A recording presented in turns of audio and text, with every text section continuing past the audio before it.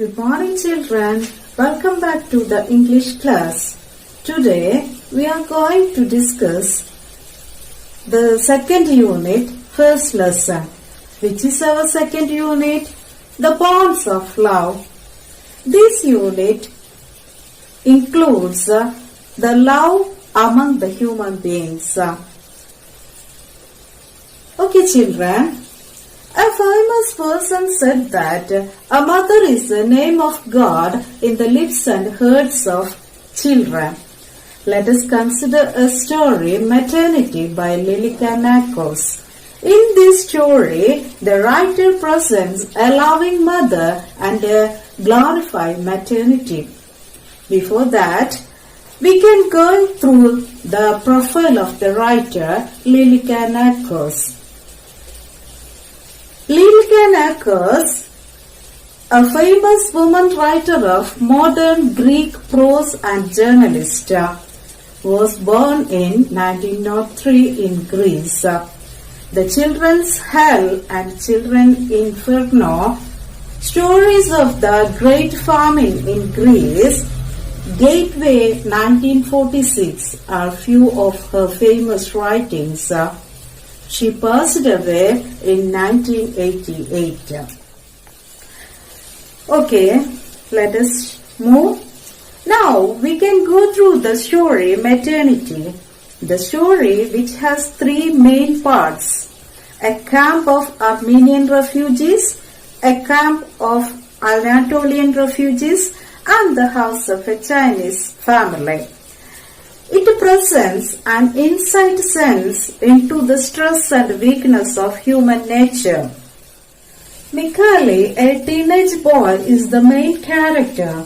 He is 14, but he is unable to work for his bread, as he has to find a nursing mother for his charming infant brother. He stands for courage and determination. The women in the refugee camps despise the baby because of its wails disturbs their sleep and they become sick.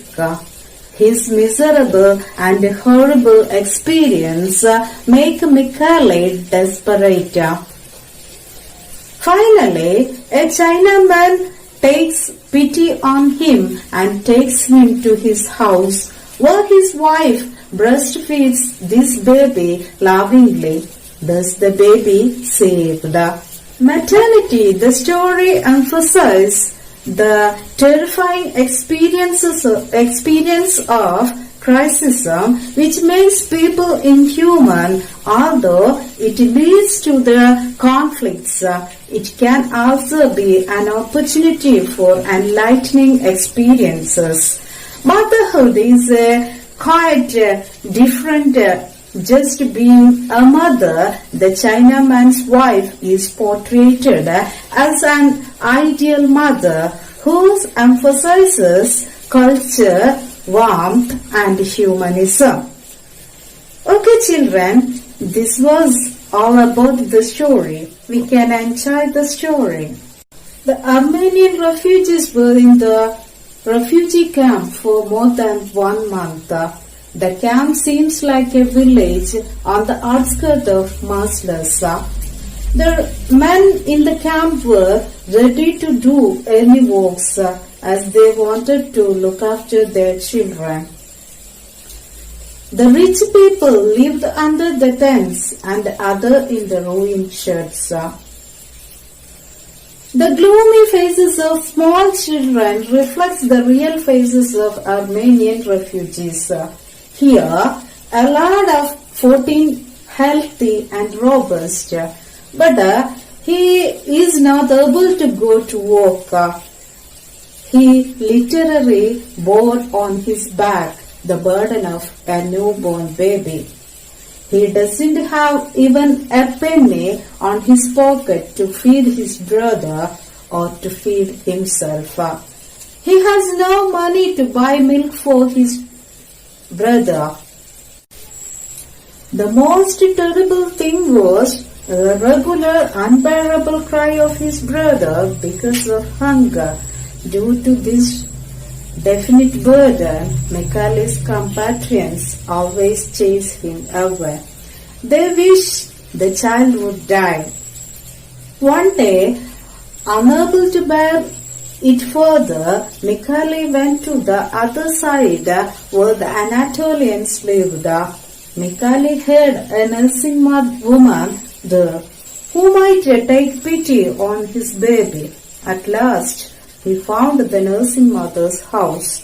The women in the camp were so kind and pity, but when they saw Michaeli's baby brother, they got afraid and gave vent to various cries of horror. The child had no longer anything like human about it.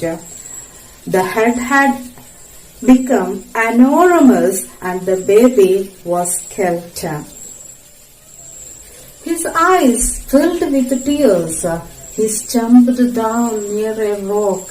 Suddenly, a Chinaman came there. He invited Michaeli. But at first, Michaeli was not ready to go with him. But after, Michaeli had to go with him. Chinaman's wife offered them a happy smile and made a brief courtesy to them. She embraces the babe and presses to her heart with a gesture of maternal care and love. This true story shows the love and care of a brother, and it proves that humanity is still alive.